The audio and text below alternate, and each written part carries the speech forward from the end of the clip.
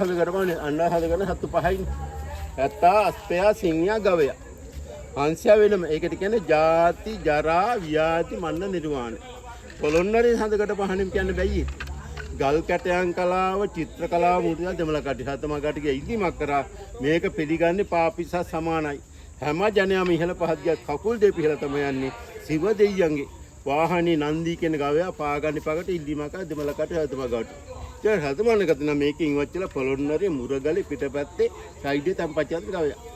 ඒ රජුන කල්පනා බෞද්ධ රට බෞද්ධ ජාතිය බෞද්ධ සිංහල සිංහයත් ඉවච්චලා කරවා කරන් තියෙන එකයි. පොළොන්නර සතුන්ගේ අඬ සතු පහ දෙනා.